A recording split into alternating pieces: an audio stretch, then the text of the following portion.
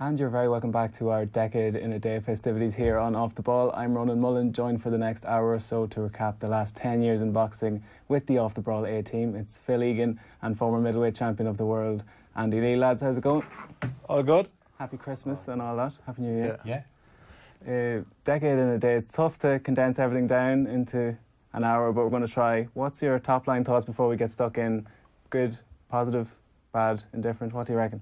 No, it's good, and I think it's got better as the decade's gone on. I think matchmaking has improved because social media, and we've talked about it on the show before, where it's a tool that you can use to call out fighters, and if they don't reply to you, then they look like a chicken and they won't fight you. And that's one way of doing it. And because there's so many different platforms now, promoters are under pressure to put on really good cards, not just a good main event, they need good main cards as well. So I think that's only good for boxing. There's still going to be the odd fight that, and I know we'll talk about it probably over the next hour, the odd fight you want to see that you just don't think will happen. Here's the question. What fight could have been made over this decade that didn't happen that you would have liked to have seen? Yeah, that was actually one of our listeners' questions. It's a big one because like the obvious one this side of the pond probably is Brooke Khan. It's the one that's been talked about in the UK and Ireland a lot, but there's been other ones. Wilder against Joshua. Yeah, but you see, Brooke, you would have liked to have seen when they were in their prime. Yeah. And Mayweather and Pacquiao fought. But at least it happened. But it was awful. Yeah. It was 5 years too late. It might have always been that way, though. Yeah. Might have always been that way. You never know. Possibly, We got to see it. And look what Pacquiao's still going, so still beating Keith Thurman. So it has to be something that has to be said for the win. His birthday this week. He's 41 years young, so he's still going strong. He's in the conversation for Fighter of the Decade, possibly. We'll have a chat about that in a few minutes. Before we get on to the decade, we should probably just look back on last weekend very quickly. It's part of the decade. Yeah, it is part of the decade, and one of the off-the-ball moments of the decade in that final list was Michael Conlan in Rio, and he finally got somewhat of his revenge there at the weekend against Nikitin. A little bit of choppy waters, but it was relatively routine in the end, Phil. Yeah, it was. What was interesting about it, he pretty much fought the whole fight as a southpaw and then slipped into orthodox every so often. And actually, that's when he had his most troubling moments of the fight, where Nikitin would catch him with right hands. And I think actually one judge didn't give him a round, but I would have given Nikitin at least one round, maybe two. And the fifth round in particular stands out. The eighth round was a good tear up where they went toe to toe, but he got a bit of a cut as well. It's done now, but I kind of expected a better performance from Conlan. Maybe he put too much pressure on himself, where he thought about it too much, that he was trying too hard. That was his reaction, wasn't it? Do you remember? I don't know where I saw it on one of his social media pages. Said like I had the weight of the world on my all the way to the country. He did say that straight after. It's good to have that off his back. Apparently, it's a title eliminated next. That's what I'm hearing, in March, and then all gone well. We'll title fight in August. So in Belfast, I'd imagine. Yeah, it just felt like the narrative was more tricky for him to navigate than the fight this time, where he just wanted to get this one out of the way. Speaking to him before the fight in the summer, he was like, "Oh, I'm over it," and Top Rank made him go back and do it. So he probably just wanted to get that one done. 2020 should be a kick-on year for him, so hopefully it will be.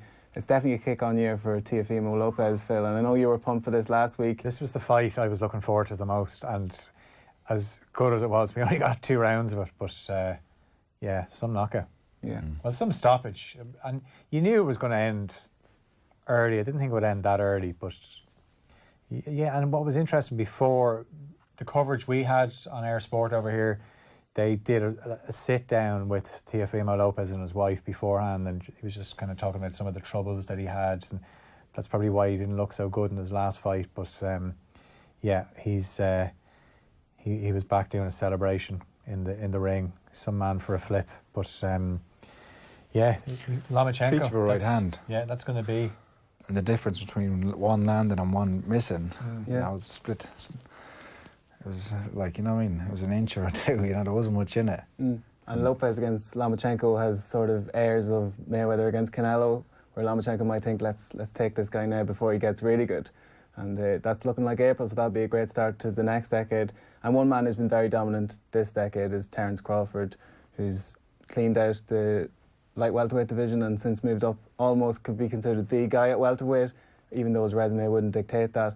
He did show some fallibility there at the weekend, which might, almost like Golovkin, tempt people to fight him now, where he was looking so supreme that no one wanted to fight him? Now people might be more tempted to jump in with him? Yeah, Kavaliauskas definitely had a lot of opportunities to land good shots on him, and that actually is one of the fights. The Crawford-Errol Spence fight is one that has been talked about for the last couple of years, and we're going to go into the decade's going to pass us without seeing that. But yeah, like, that's nothing down to do with lads dodging each other because of being scared to lose records. That unfortunately is a clash of promotions, and they have to decide how they can package that up. But if you were Errol Spence watching it, you'd be thinking, yeah, I would fancy a crack at Terence Crawford. I wonder, did he look past Kavaliauskas? You're always going to have nights like that. But one thing about him, he can switch up his style and dog it out, can't he? He can, and he never thinks he's going to lose. That's I think his biggest asset, as well, as much as his skill is his attitude and his approach. No, as you said on previous shows, he's a throwback. It's refreshing to see someone approach fights the way he does. Even when he goes through adversity, he always backs himself to come through, and he took him out pretty conclusively in the end. One last bit of contemporary news before we move on, and we can almost tie it into fights we want to see. One fight that will happen is Fury Wilder 2, and Tyson Fury's got a new regime, Andy, and apparently you're front and centre. Oh, you are. Repping the crown. You are. Sugar Hill gang back together. You are. Sugar Hill gang over here. So tell us, what's the inside scoop? The inside scoop is I would speak to Tyson once in a while. We keep in touch, and then he got in touch with me. We were talking away, and he said, I'm thinking about bringing in somebody else into the camp. And we went through a number of coaches who we both know, or maybe I know probably better than Tyson. He was asking my opinion of them, and I put the name of Sugar Hill. His name's Javen Hill. His grandma used to call him Sugar, so now he's called Sugar Hill because it's a good name. Friend of the show as well. He's been on. He's been on, yeah. So they had worked together previously in Detroit and in Austria, the Klitschko camp, and I think it will be a great fit. The way Sugar Hill trains, there's emphasis on balance and punching with authority and being smart and controlling your opponent. Wilder is always going to be a dangerous fight. You know, you could have the best game plan, the best preparation, and it could still all go wrong with one punch. But Tyson, I won't say how he has to fight to win the fight, but I think Sugar Hill's a good addition. It's unfortunate, it seems, that Ben Davison will no longer be involved. That's when I spoke to Tyson. He said, "Yeah, Ben," and I said to Sugar Hill, like, Ben Davison's there, he's his coach, and he's bringing you in. Sugar Hill said, "Yeah, I'm happy to work with him. I've been in this position before with other coaches, and we'll all work together and get the best result." So whatever's happened between Ben and Tyson, it's between them. But maybe they can get it back on, maybe they won't. I was looking forward to being in the camp with them. And watching them work and learning from both Sugar Hill and Ben Davison. But I remember before the first Wilder fight, you were saying that Tyson had given you a call that maybe he might link up with you or ask you to come Yeah, it over. was just unfortunate at the time because I couldn't do it. But this time, I'm going to be out there for all of February, the end of the camp, and I'll just I don't know what my role will be, effectively. Second set of eyes, almost. Yeah, and someone who knows him personally as well, maybe more than Sugar Hill knows him, and someone who can just be there and give my opinion, and I also know a thing or two, so I can work him a little bit as well there. Do you have any input into the promo tour? No, you big Dasa. Yeah, I will it's be as entertaining as the last I one. think he needs good. Obviously, you need the best sparring partners. That was interesting with Anthony Joshua electing to come over and spar. Do you think that's bluster, or do you think he's serious? I texted Tyson straight away. Have you seen this? And he said, yeah. And I've just put out a video saying, you're welcome to come. So with the doggy ears on the Snapchat filter. It came up on Sky Sports too. My daughter was like, look at the dog, look at the dog. Just don't call him a dosser if you want to get it. Yeah, so but that would be interesting, wouldn't it? Yeah, and he's going to be a big part, as I said, of the next couple of years, and I'm sure he's going to come up as we review the decade on this show. So let's get into the 2010s now and start with our first award, Boxing Moment of the Decade, and I'm going to make an executive decision to start with this. Hard left hand by Bullfighter. There's that Andy Lee right hook. There's that dynamite right hook. He caught him.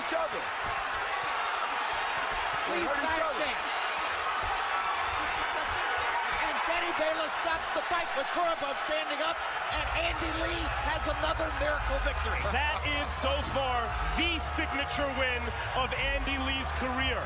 That is a legitimate upset, a shocking upset knockout win for Andy Lee.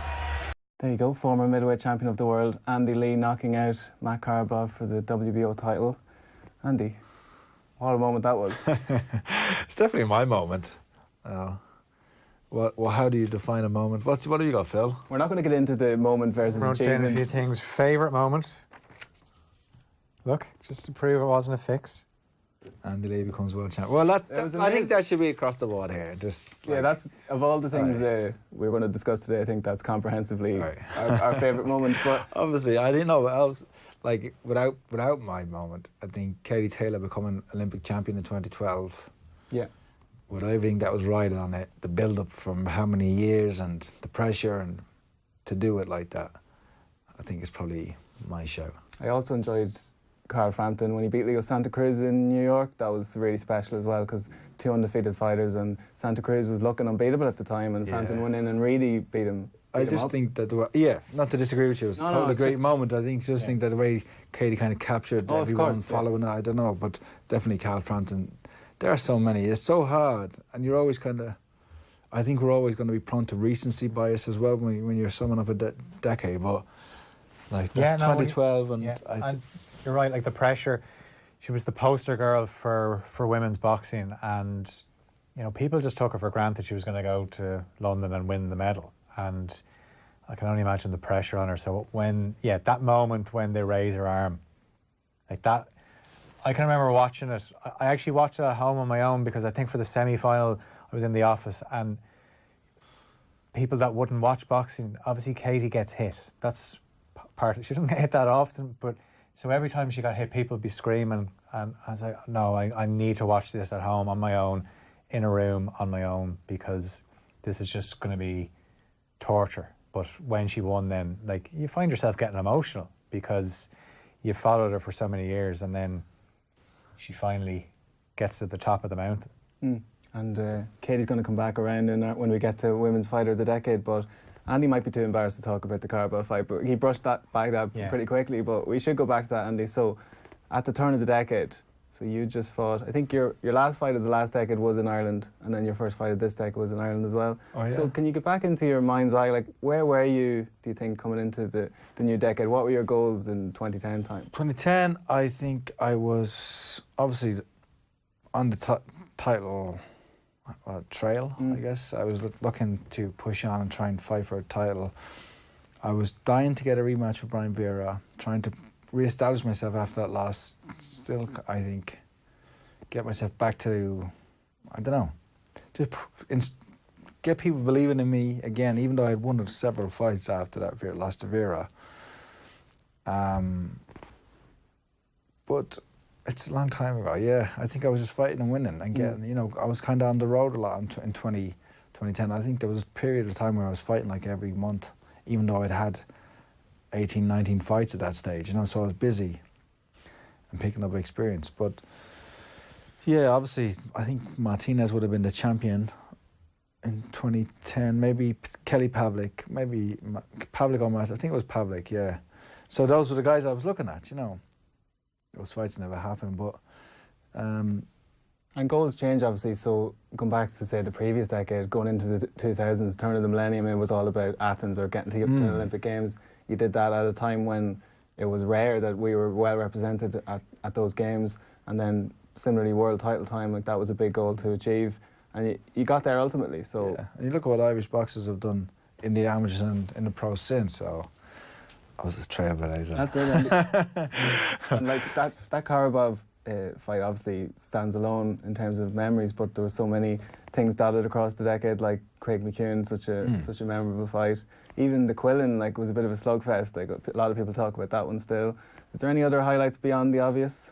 No, just it was a tough time, like that. Well, the first 5 years of the decade, even though there was as many ups, there was as many downs, and the boxing business and all of the politics. I had a much as many ups as many downs in terms of great fights and great wins, but also a lot of disappointments and things that never happened, and frustration and not really having an aim of where my career was going. But obviously, I enjoyed. I learned to enjoy after the Chavez loss in 2012. I learned to enjoy my wins, because even if they weren't great, say so against Fitzgerald or against Frank Horta, I enjoyed those, not as much as the Carball fight, but I enjoyed those more than I would have when I was younger. You know, I'd won fights when I was younger, and it just wasn't nothing to me. You know, I just felt like that's what I should have been doing. But yeah, I did learn to enjoy it and appreciate winning,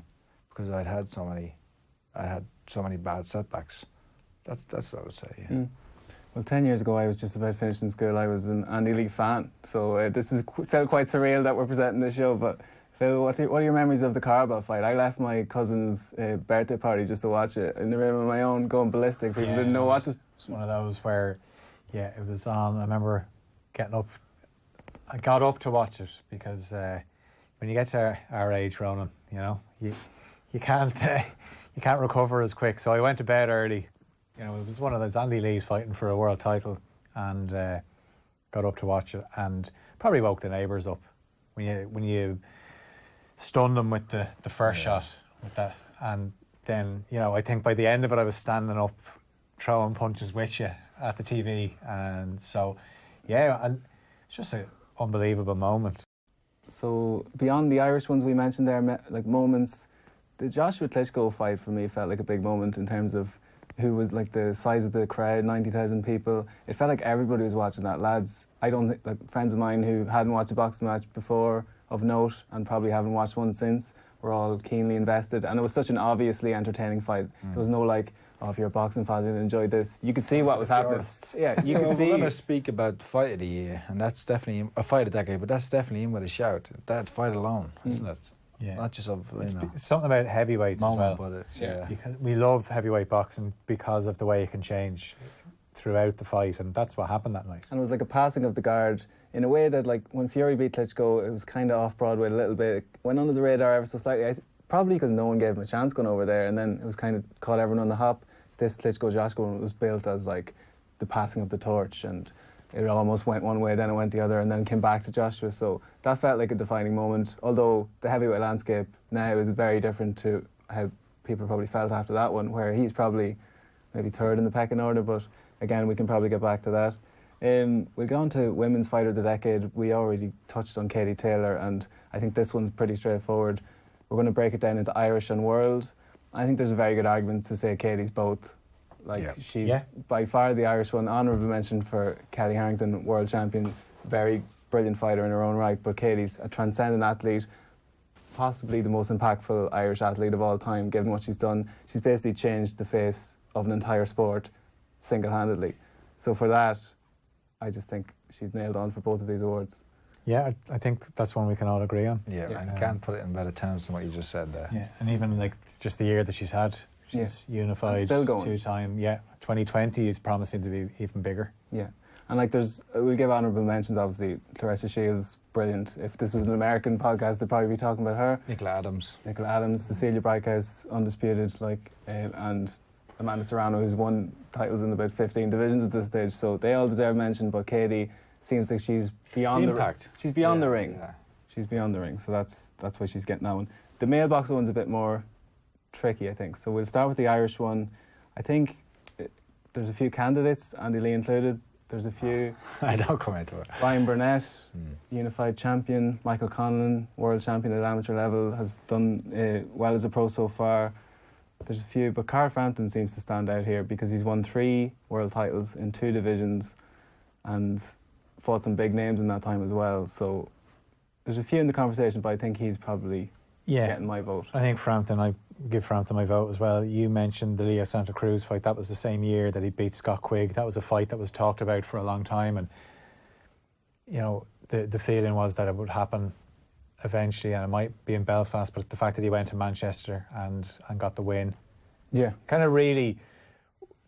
But and he's also fought, sorry to interrupt you, through the decade. Yeah. Do you know what I mean? Like, his career basically began in this decade. Absolutely, and you know, he fought Kiko Martinez twice. The second one, obviously, you know, he gets the world title, and then he was fighter of the year after that 2016. He got named fighter Ring of the magazine, year. yeah. So which is slightly more prestigious than the Off the Brawl Stars. but well, look, only slightly. only Carl will tell you that. But yeah, I think I wouldn't have any complaints with Carl getting it. Sorry, Andy. Yeah, no, for me as well, him and Burnett. TJ Doheny as well, given how he went and won the world title and put up an unbelievable performance against Danny Roman, almost unified the division. Yeah, he deserves a mention as well. But big time, yeah. Frampton seems elite. Like you could almost make an argument for him being in the world one, given what he's done and the depth of opponents he's fought. He's fought consistently world-class opponents for about 6 years at this stage. So we're going Katie Taylor as the Irish one and the world, and we're giving Carl Frampton our Irish Fighter of the Decade. Is that where we are so far? That's where we are. We're agreeing so far. Yeah, but this is, I think, the next bit is where we could have. Right, so take a deep breath. There's a good bit to get through here. I think for the last decade, the contention was purely between Floyd Mayweather, Manny Pacquiao, and Pacquiao got it by most publications. 0 to 09. So it was very much between 0 those. through 09. Yeah, like it was a toss-up. I would have given it to Mayweather. The likes of Ring Magazine gave it to Pacquiao. So that was kind of 50-50. This one seems a lot more tricky. So you've got Mayweather still in contention, pound for pound for a long time. Also got the win over Pacquiao, even though it was a bit underwhelming. Mayweather also beat Canelo, who's since come in leaps and bounds himself and is probably in this conversation, built up a hell of a CV in the intervening years. Crawford, who we mentioned, like Floyd's successor at 147 as the king in the division, in my opinion. And like, let's not forget what he did. He won a lightweight world title and undisputed at light welterweight, which is rare. Golovkin, the boogeyman for a long time. Almost, if you actually look at his record, the wins he's got aren't great. Like Curtis Stevens, David Lemieux, Daniel Gill, Kell Brook are his best wins that are conclusive. The likes of Danny Jacobs was close. A lot of people gave it to Jacobs. Derevianchenko similarly. A lot of people gave it to him. And Canelo, this is the unlucky one where a lot of people gave him the first one over Canelo. He'll never have that in his record. And you feel if they always fight again, he might never get that one back. Chocolatito, who often gets forgotten because he's in the smaller weight classes, 4-division champion, was pound for pound in the middle of the decade as well for a long time, so he deserves a mention. Vladimir Klitschko, who, again, because he fought all these guys, that maybe these Eastern European names that no one can pronounce, he doesn't get the credit he deserves, but a hell of a fighter as well and a great record. Lomachenko and Usyk, both similar, so Olympic gold medalists, we should remember, and have done really well in their young pro careers so far, so they're included. But last but not least, and if there's any more to mention beyond those, feel free to shout, but I think the top prize should go to Andre Ward, given what he did. He was unbelievable in the Super 6, went in as an outsider. I think he was 4th favourite in that. Went in, beat everybody, like pretty clearly, and then took a couple of years off, bit of management issues, promotional problems, then took on Kovalev when nobody wanted to fight Kovalev at light heavyweight. He moved up, fought him, beat him up, and then beat him a second time again. So you're going Andre Ward. I've gone with the same thing. Have you? Yeah. I thought when you look at a decade, look at Mayweather's whatever fights he had in this decade, the fighters are past the best. Yeah. Madonna twice. That's a great. And he has beaten Canelo. He was younger, but for what you said, you look at the fighters that Andre Ward fought and beat: Carl Froch, Kessler. And the Chad Dawson one's almost written off a little bit because it was at a catchweight, but he destroyed Chad Dawson. Barrera. Yeah. Edwin Rodriguez, who was a hell of a fighter at the time, and still is. And Andre Ward could still be fighting. Like he decided to step away when at the top. And Canelo is a big shout. Canelo is a big shout. Past Canelo. Biggest, like the only thing I would say, he's fought those. Yeah, I don't know. Canelo's got a huge a draw and a win against Golovkin, and I thought the draw was fine. Yeah, So no. it's all about opinions. And the win over Danny Jacobs. I don't know. Canelo was in with a big shout. The way he's stepped through the weights. Cotto as well. Cotto was probably older. You know, he was probably past his best. Anyone beyond those I listed? I know that was a bit of a... Beat Chavez. No, I kind of thought it was between Ward and Canelo. And Mayweather, because kind of the second half of the decade, and even the way he finished things, some of those exhibition fights that he had, that kind of took away from it. And yeah, so like I was kind of leaning towards Canelo. I wondered, should I, like, morally, because of the ban that he served. Yeah. Then I What look a at fight it would be, though, if they ever fought each Yeah. other. There was some talk of it. Like There was a couple of things, yeah. he, I think it was Ward himself tweeted who can beat Canelo, and he subtweeted. He was like, I might know a guy, and he just put up a picture of him training. So that would be a hell of a fight. I'd never write off Canelo anymore. He has dropped the 175 title, so he might never return there. Hopefully, he looked at Kovalev and he said, I can beat him, and then that was it. I'll get out of there. It's looking like Saunders or Smith for Canelo and May, and those are good fights as well. So looking forward to those. So we're all happy. We're going with Andre Ward, I think, on a vote of 2-1. Well, look, that's how it works. Yeah. It's a split decision. And if there's any doubt, Andy gets the casting votes. So we're going with Andre Ward. So I think that's a pretty good crop we've managed to stumble upon there, lads. Fair play. Yeah. Fight of the decade's a bit trickier, isn't it? There's so many here. You're thinking about levels. Wrote down a few, you're going entertainment versus world class. Give us your few. Okay, so what did I do here? Where did I put the fight of the decade? Okay, you mentioned AJ and Klitschko. It's up there, yeah. Which one did you think was better between Canelo and Triple G, first or second? Second one, that's probably my fight of the decade. I think that's the highest level plus action-packed fight I've ever seen. The combination of the two was incredible, especially watching it live and the drama around that. I started looking back at fights, and the one that sucked me right back in 2013, Bradley Provodnikov. Unbelievable. What a fight that is. There was a series of fights between those guys, and even, do you remember Mike Alvarado? Yeah. Mile High Mike. Yeah. Like those Brandon fights Rios. yeah. Those fights, and they were early in the decade, mid to early, like. Freddie Roach is in Provodnikov's corner, and he's saying, like, I got to pull you out here. You're too much damage. And then it's like, classic cliched one is like, okay, I'll give you one more round, and he put Bradley down in the last round. Now Bradley gets the decision, but if people haven't seen that, Crazy fight. Brilliant fight. And it's off the back of, so Bradley got the decision against Pacquiao, and like no one in the world thought he won the fight, including his own team. And that played a part in he that was fight. like, I want to go in and prove a point against this guy. And Bradley's not a puncher, and he was in there with a ferocious, hungry fighter, and like fair play to him for even. I always thought Provodnikov would go on to better things. But as I said, like you can't fight like that. No, you can't use your head as a. Well, he took a lot of damage, not in the facial damage in terms of swelling and cuts and things like he that. always cut, didn't he? Yeah. Throw a few more in there, Phil, but one I mentioned, Victor Ortiz against Andre Berto, Andy. I was at that fight. Manny Stewart's famous commentary. Berto was all over. Oh my God! Berto was all over. That's pretty much it. Berto was all over him, going in for the kill. Left hook, and kind of wobbled him. Another left hook, down he goes, and it's just pandemonium in the stands. Yeah. And that was another one. Those two felt like the coming welterweights. Like these guys are going to be the next crop, and it never really kicked on, but a hell of a fight in its own right. Yeah, I was there at that fight. It was it was a privilege to be there. Unreal. Yeah. And then Can Maidana, which was in 2010, just about sneaks in here.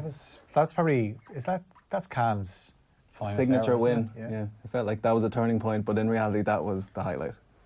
Well, two of my favourite fights actually is Lomachenko Linares. I think that's like technical in terms of the skill, and also for skill, Crawford Benavidez. Crawford Benavidez is a sensational fight for anybody to watch, and like I keep referring that with Paddy Donovan to tell him to keep watching this fight, and to me, like that's a sensational fight. Like there's a couple more, as you said, there's dozens, but Usyk Bradis, which was a class fight in the Super Series, and Cleverly Funfara, which is one Christian outside mentioned, which kind of people will forget, but if you go back and watch it's crazy, absolute it was a crazy fight. It wasn't it? Kind of hits record punch stats, doesn't it? Yeah. He threw so many punches. So I think if I had to pick one, it would be of the decade would be Golovkin Canelo 2. Like Lomachenko Linares probably a close second. Yeah, I like number one. I like the first fight with them as well. Triple G. Yeah. And Canelo, yeah. Who have you gone with? I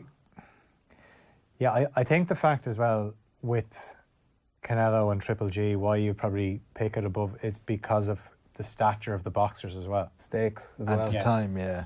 Now, and that's not to take away from, like, Bradley was a world champion, and like I said, that fight is sensational. But yeah, I love both the Canelo and Triple G fights. And like to bring it back to a football analogy where like in the Benitez Mourinho years it was kind of those big games were like 1-0, 0-0, whereas Canelo and Golovkin the second time just laid it all on the line. We've spoken about the narrative before of Canelo or Golovkin asking Canelo to fight and Canelo stood right in there and fought him and beat him.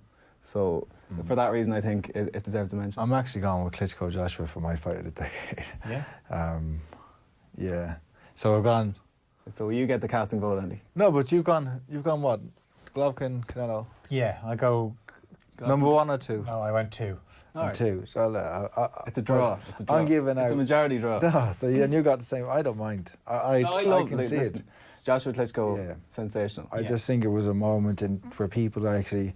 When boxing had a few bad years of big fights being disappointing and also being controversial for the wrong reasons, where these fighters... Klitschko and Joshua handled themselves like gentlemen. Yeah. They shown everything that was good about the sport, so that's why I picked Does it. it help as well? It was prime time for us in terms of TV. That's what I'm saying. Like it was everywhere. If you went to watch it in certain bars, I know it was pay-per-view, so only certain bars would show it, but they were wedged. Remember thinking about trying to go and watch it somewhere, but ended up getting into a taxi, racing home, just to make sure it got there. But like that, watching it with people that weren't interested in boxing but were fascinated by this fight. Yeah, and it's a keystone moment of the decade. I think it's the defining thing of this decade, the rebirth of the heavyweights. And I mentioned Vladimir Klitschko. It's important to remember him because when it's all said and done, in 50 years' time, when people look back at the record books, they'll look at him and think that was a hell of a fighter. He just didn't have the opponents. Or maybe he was just too good. Maybe he did have good opponents, but he was just that much better than everybody else, where we had to wait till he got old, where he was in competitive fights. And for that reason, it's a really fair shout to put Joshua Klitschko as number 1. Well, how good does Fury's win look? Yeah. Because he beat him in his prime. Now, he beat him without a manual, so that's a little asterisk, but he beat the best beat him in his own game. Yeah. Beat Even the best. I remember like the build-up, just the hours before that fight, there was a bit of messing going on. Where at one stage Peter Fury he just totally got into Vladimir's head and just exposed Vladimir's insecurities in a way. Yeah. It was... And I think one heavyweight we haven't mentioned who might get into the conversation here is for knockout of the decade, Deontay Wilder. This could be a category all of his own, but I think his one over Brazil probably sneaks into the conversation here. Spica too. Oh, it was scary. There's a few, like, I'll give you my one straight up, and I don't know if Andy agrees. Sergio Martinez against Paul Williams. Yeah, mine is Pacquiao Marquez. getting knocked out by Marquez. I had that but yeah, Martinez is a peach, isn't it? It's just pretty. I feel bad watching that now, knowing that what's happened to Paul Williams since a car crash and is in a wheelchair. So I know it's hard to watch it now in a sense, but he's not dead. You know, it's just a completely unrelated thing. It's a sensational knockout, yeah. For people who don't remember, because it was 2010, it just about gets into the category here. Another one that felt defining, Andy, Adonis Stevenson against Chad Dawson. Yeah, and that First was round. so unexpected. And the celebration after. Was he with Kronk at that stage, yeah? Yeah, he was with in the Kronk showers, I remember this is vivid, like him jumping up and down, like, because as he said, it was unexpected, and Chad Dawson was the man at the time, cleaned him out with one shot. Yeah. And like, if we might get it as one of the listeners' questions in our Real Zaragoza Cup, but one that got away, Stevenson against Kovalev should have happened. Like, that should have happened, yeah. It should have happened. That would have been a hell of a fight when they're in their primes. But sure, you know, it's the age-old thing in boxing. There's at least a couple of fights every decade that were like, that should have happened. Knockouts, Carl Froch against George Groves at Wembley. Again, given the mainstream nature of it, 80,000 people at Wembley. Was there 80,000 at that fight? 80,000. He knocked out George Groves in front of 80,000. Again, because it was at Wembley, and it felt like one of those fights that everybody was watching, and there was so much contention around the first fight that it just felt like a momentous one, especially in this part of the world. It probably didn't make many waves in America, for example, but a memorable one nonetheless. So, what are we going with there, do you think? Well, knockout. I think Andy Lee, John Jackson. It's up there. It's definitely up there. It's up there. It's one of the most viral boxing clips of the decade, for sure. Yeah. Oh, you went viral when you tweeted about me winning the title. I'm just giving you some credit, Andy. Thanks, man. Big props. Yeah. I think Marquez, because of the fact that they'd fought so many times, and that was the most definitive win. Yeah. I also love Marquez not fighting again. He was like, no, that's the lasting memory that people are going to have. Yeah, like Pacquiao just face down on the canvas, not moving. Like it was, He just, because of what had happened in the previous 3 fights, it was something that you didn't think was going to happen. So that's why, like, what are you looking for in a knockout? The surprise element and the sheer wow factor. So, So we're going with, what do you think? We'll let Andy pick. I'm going with that. Cool. We're going with that. Marcus Pacquiao. And then round of the decade, we don't have to dwell on this too much because this is the most objective, I would say. But like Fury Wilder jumps to mind straight away. Round 12. Yeah. The fact that he won the round. Yeah. Got above the floor and won the round. It felt like for all the world that fight was over. Well, won the rest of the round. Yeah, won the rest of the round. yeah, given just, I remember a friend of mine who wasn't watching the fight, I was keeping in touch with him and said, if Fury just avoids a knockdown in this round, he wins. And that didn't happen, but then not only did it not happen, I was thinking, he ain't getting up. And Chavez is back this week, but he didn't do a tap against Martinez for 11 rounds. And then the 12th round was absolutely mental. Yeah. So. Martinez was extremely tired. Yeah. I've got no vote in this. What about this category AJ 'cause and I can't Ruiz think. in I think it's round 3? I think it's between AJ Klitschko round 5, where AJ puts him down and you think it's over, and then Klitschko comes back, puts him down, and then it's AJ Ruiz. So it's between those two. I think AJ Ruiz probably feels more like That was memorable, definitely. because I'm sure one of the categories we're going to go into in a bit is probably upsets of the decade, and just the fact that Joshua puts him down, you think, right, that's it, it's all over, and then he gets put down. So Yeah, that's all good. So we're going with I think we're going to go with AJ Ruiz for round 3 for round of the decade. So we've got a pretty good list there. I'll put it up for anyone who wants to check out our rankings. disagree with it. So we're going to go to our real Zara Costa mug. These are the. Why is there a particular story behind the mug? That's the only thing we could put those things in. So this is a mixture of categories we don't have time to get to and listeners' questions. So Andy's going first. This one's for you. Here we go. Is Amir Khan a Hall of Famer? Ooh. What do you think? Olympic silver medalist at 17. What has he won? Weights at championships at 2 weights. 2-weight world champion, yeah. Phil doesn't think so. I can tell by his face. I think Hall of Fame. I don't think. I think he has to do something special in the next year to guarantee, not to guarantee, but to cement it all. I think he's in with a shout. He's in with a shout because you just hang around long enough and eventually you might get voted. But And the people he's fought, like if you keep losing to these people, it doesn't really do. Like what's his name? Rosado has fought everybody, but he's lost everybody, so he's not going in the Hall of Fame. I don't think he is. I think for me personally, the Hall of Fame should be reserved for special and great champions. You know, one-off guys who don't have losses like that. You know. Well, we mentioned Donaire. He's going to be in the Hall of Fame. Yeah, he's nailed on. Like he's just had There are that fight different again. reasons. They're sustaining being a champion. You know, Donaire as a super flyweight and bantamweight, he was sensational. But over time, he changed his style and like he still lost to Frampton. He lost to. Walters. He's lost a good few fights. He's lost to a few. And he's lost the fight to, you know, in a way, last couple of weeks ago. But so he's almost playing with house money now, though. It's like he's done. His Hall of it's just Fame how he candidacy. fights and the fights he put up. So there's ways to lose, isn't he? You know. Yeah. So the answer is no to No. me. Okay. To me, I don't know. I think long periods in between fights, inactivity. I think he stopped being a real serious fighter a number of years ago, and just now it's about big names, big fights, and big money. Yeah. So what have you got there? I got, how will Floyd and Manny be remembered in history? Yeah, that was an interesting one someone sent in because I think Floyd is going to be remembered as the best, up there with the best fighters Is of all this time. question about how they would be remembered together, as in some people Not will sure. say if they had fought in their prime, Pacquiao might have beaten them, or it's just generally, I suppose, how the two lads will be remembered, probably separately and as an item because they were linked together for so long.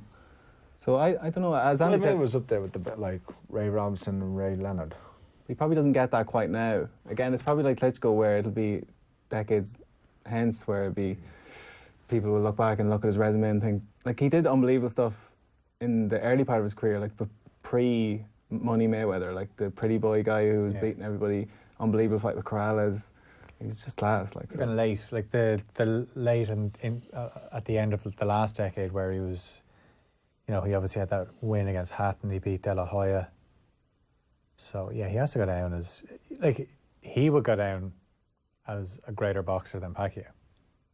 No doubt about that. One more, Andy? Yeah, well, Pacquiao is he'll go down as a greater fighter because he's beaten him and he's beaten fighters like that. But Pacquiao is kind of a unique fighter, isn't he? And also up there with the best of all time. In a way, you have to give him that much credit and things. Here we go. Should Howard Foster have stopped it? I feel like we're reading out the jokes from Christmas crackers. Just waiting for a one-liner from Andy there. I don't know, actually. At the time I thought that seems way too premature, but he actually probably did Groves a favour in retrospect. Maybe, and it got Groves in a rematch and a payday because it was controversy. Probably shouldn't have stopped it at that moment, but I don't think it would have changed the result. One or two more punches, that could be the one that does severe damage. Yeah, I think Groves' perspective on that has actually changed since the gut-necked thing, and he probably obviously wasn't in as much trouble as Eddie was, but it's still, he probably thinks about things a bit different. And the fact that he won a world title ultimately anyway, he managed to turn things around. Ronan there now, here we go. He's itching. Dying for this. Will there be a big show in Dublin in the next decade? Yeah, it's a tough one because... In the next decade, I'd say, yeah. Like, by big show, I presume they mean three arena. World Championship fight. Yeah. Yeah. You think so? Maybe not this year, not in 2020, maybe 2021. A swan song or a goodbye fight for Katie at some stage would be perfect. Would be the perfect time, wouldn't it? Like, that is the... Other than that, you can't really see maybe Paddy Donovan fighting for a world championship. Paddy Donovan and Jason Quigley on the same card. Andy Lee makes a comeback. Andy Lee promotes it. Hell of a I think that is the one. It's one significant black mark on the decade from an Irish boxing point of view. That it's been a real stigma around the sport in the last couple of years for reasons outside of the sport itself, which is a shame. Whenever that happens in any sport, really, that's always sad when the focus isn't on what's happening on the field of play or in the ring in this case. So hopefully that can be rectified. It's a problem above the likes of Andy who's training or the likes of Leonard Gunning who are managing. This is like almost a political thing. So hopefully that can be rectified. I've got one here. Fight you'd most like to see in 2020. Oh yeah. In 2020, realistically, Fury, Wilder, Fury, Joshua, with either of them. I think the one I want to see, because I want to see, like it could definitely be at Wembley, would be Fury and Joshua. I think that would just, can you imagine the numbers that would do? Okay, I don't know what the American audience would think of it, but it would be unbelievable. I'd love to see as well the press conferences. Joshua doesn't let much get to him, but I think Fury would wind him up. Like there's so many great fights to see, and that's on a big kind of crossover, like global event, but also Crawford against Spence. For a boxing standpoint, like a purist standpoint, that's one that you'd love to see. But in every division there are fights that you'd like to see happen, wouldn't they? You can go for the divisions and say and look forward. But I think if Crawford Spence doesn't happen next year, it begins to go stale, and for that reason, I'd like to see that happen. I'd like to see Crawford fight anybody, like Sean Porter has been putting his hand up. Even that would be a good fight. We saw how good Porter did against Spence. Fight. So let's see that one. They both seem up for it. A couple more very quickly before I didn't get to put them in the hat, but feel good story. I thought of Darren Barker when I saw this. Yeah. After what he went through and managed to win his world title in quite dramatic circumstances. Anthony Crowley similarly. Miracle man. Came from domestic. Who is? Danny Jacobs. Danny Jacobs, yeah. Yes. Very good. And in the same breath, Anthony Durrell, who overcame cancer himself to become world champion.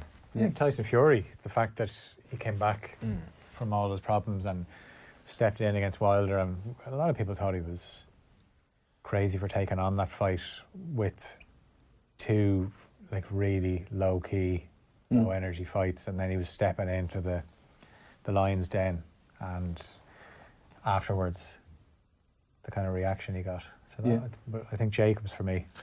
Here's one you might like: biggest anticlimax, and this actually, David Hayes' baby toe, I think was probably. Oh, that was a terrible fight. That was an anti-climax. I thought it was a good, it was a dominating performance by Klitschko. Klitschko, yeah. And you're only good as you're allowed to be. It was all his talk though, Yeah. that he was going to go in and take his head off. He never really even threatened to do it. So. And the toe thing. I think biggest anticlimax thing, anything with Adrian Broner in it.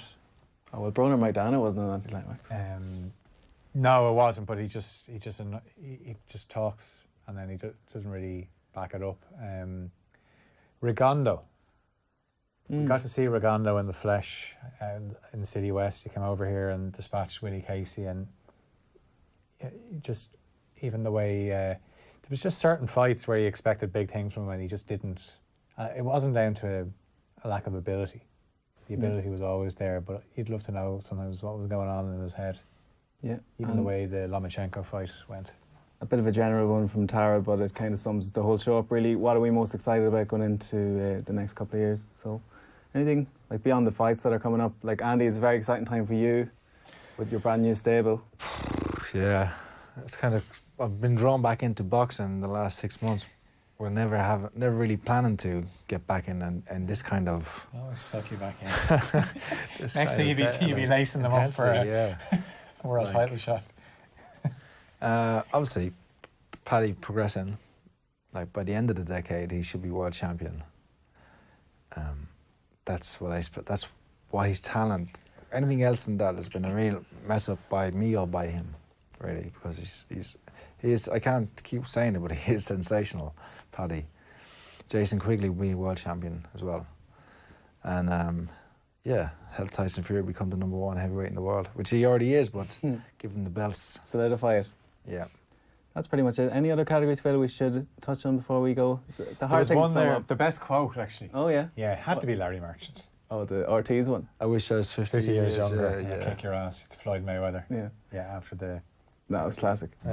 Best ring walk. See, I was trying to think of what are you looking for in a ring walk? Are you looking for what it does inside the arena, what the kind of buzz it creates? Or, like I think, so even just watching back the Fury ring walk against Wilder, where he has a bit of gala, Free From Desire, but he has it remade to his name, but gets the crowd, like you were in the stadium, like the crowd goes absolutely crazy for that. I like Michael Conlan's walk-ins. Yeah. That was actually class in Belfast, yeah. Yeah. Not to go on for Froch all the time, but Froch against Butte was brilliant as well. No easy way out. Oh, You love Froch. Yeah, but I just love Fighter that. of the decade. I love Froch. It did feel like... He's in with a shout. Carl Froch is in with a shout for Fighter of the decade. Yeah, well, seeing as we're talking about it, I'll bring him up one more time. His win over Butte on normal Sky actually did a lot for boxing in Britain, because we mentioned Klitschko against Hay. That put the death knell on pay-per-view boxing. Sky were like, no thanks, that was embarrassing, we're not doing it again. And it was Froch who basically single-handedly brought it back, because it was such a good fight against Butte. The Kessler fight was on pay-per-view, was brilliant, and he kicked on from there. Joshua was on his undercard at Wembley, and that was it. Passed the torch to him, and he's... Froch's fault that we have to pay to watch White and Chisora. It'll probably be €30 by this time next year. So that's about it, is it, lads? What a decade it's been. Great decade for fights. It's gotten better and better, and I think we've had more big fights and big fighters fighting each other. You know, so you can't really throw that at boxing anymore, that the best aren't fighting the best. I think it's kind of it's happened over the last few years, and hopefully will continue in that way. Yeah, and one of the reasons we started this show, and thanks for everybody who's watched it over the last 18 months or so, is because there was so many brilliant fights that we wanted to talk about, and it felt like it's just gone from strength to strength. So for that reason, 10 years of Off the Brawl. Yeah, great decade. Unbelievable. Thanks to everyone who got in touch throughout our Decade in the Day special so far. We've been live from 7:30 a.m. and we'll be with you right through the day on YouTube, Facebook, offtheball.com and OTB Sports Radio. That's it for the boxing hour though, lads. Pleasure as always, Andy and Phil. Happy Christmas. Seconds out. That's it. Thanks to Emma Carroll for her help on today's show, and to Tom Nugent as well, who's been with us throughout the year. Off the Brawl will be back in January. You can find our new stream on iTunes, Spotify, or wherever you get your podcasts. For now though, that's all from us. Good luck.